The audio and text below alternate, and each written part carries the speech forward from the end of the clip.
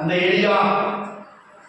Elisha படுத்த அந்த சிறுவிலை மேல படுத்து தன்னை தாழ்த்தி அவனுடைய முகம் இவனுடைய முகத்தின் மேலே, அவனுடைய உள்ளங்கை மேலே இவனுடைய உள்ளங்கை, அவனுடைய கால்கள் மேலே இவனுடைய கால்கள். ஹல்லேலூயா. ஆவிக்குரிய அனல் உண்டாக வேண்டுமானால், ஆவிக்குரிய புதுப்பித்தல் உண்டாக வேண்டுமானால், உனக்கு ஜீவன் உண்டாக வேண்டுமானால் உன்னை தாழ்த்தி ஒப்புக்கொடு. கர்த்தர் உன்னை உயிர்ப்பிப்பார், உன்னை உயிர்ப்பிப்பார். சாவுக்கு ஏதுவானவர்களை உயிர்ப்பிப்பார். கர்த்தர் பெரிய காரியங்களை செய்வார். ஹல்லேலூயா, ஹல்லேலூயா, ஹல்லேலூயா. எல்லாரும் ஒப்புக்கொடுப்போம்.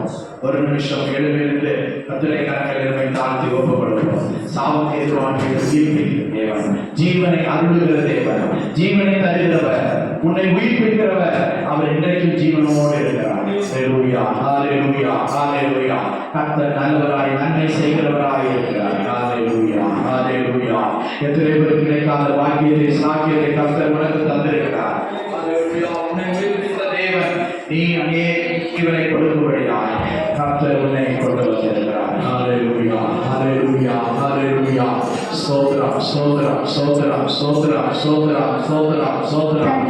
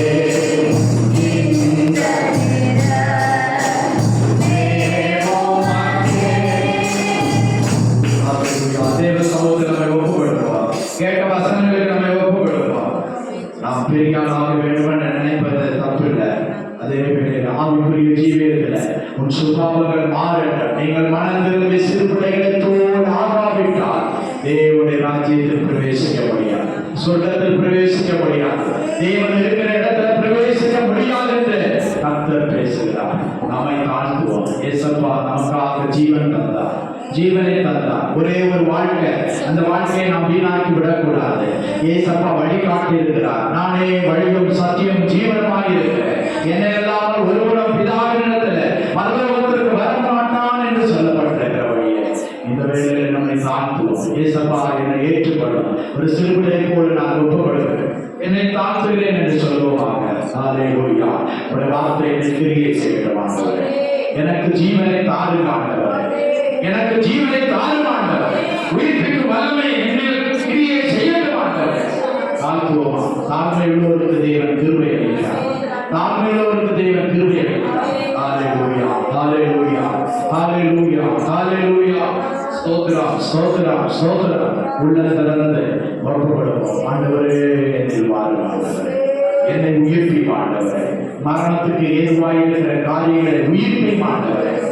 நான் உயிரோடு இருந்தாலும் மரித்தவனை போல இருக்கிறேன் ஆண்டவரே. என்னால் ஒன்றும் செய்ய முடியல, ஒரு நன்மையும் என்னில் இல்லை ஆண்டவரே. சொல்லுவோம், கர்த்தருடைய சமூகத்தில் நம்மை தாழ்த்துவோம். ஹalleluya, நம்மை ஒப்புக் கொடுப்போம். கர்த்தர் நம்மை உயிர்ப்பிக்கிற தேவன். இந்த மரணத்துக்கு எதுவான சரீரங்களில் அவருடைய உயிர்ப்பிக்கிற வல்லமையானது, அவருடைய ஆவியானது பிரவேசிக்கும்படியாக நாம் நம்மை ஒப்புக் கொடுப்போம். கிறிஸ்துவை மரித்தோரை எழுப்பினவருடைய ஆவி உங்களில் வாசமாயிருந்தார். ஹalleluya, ஹalleluya. இந்த மண் பாத்திரங்களை அப்பா அப்படி உயிர்ப்பிக்கும் ஆவி கிரியை செய்யட்டும் ஆண்டவரே. கேளுங்க, இயேசப்பா என்னில் கிரியை செய்யுங்க, என்னில் கிரியை செய்யுங்க ஆண்டவரே, என்னில் கிரியை செய்யுங்க ஆண்டவரே, என்னை உயிர்ப்பிங்க ஆண்டவரே.